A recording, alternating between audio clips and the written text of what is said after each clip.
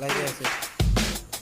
এইটো নাৰিকল মই আজি সপ্তাহী উপলক্ষে এইটো মই নিজে মোৰ দাঁতেৰে মই এইটো অলপ আগতে মই অলপ দেখাইছোঁ দেখুৱা নাই এইবিলাক খাইছোঁ নিজে এইবিলাক খাই আছে এইবিলাক। নাই ট্ৰাই কৰিছোঁ যিবিলাক মই নিজে একদম চাব মই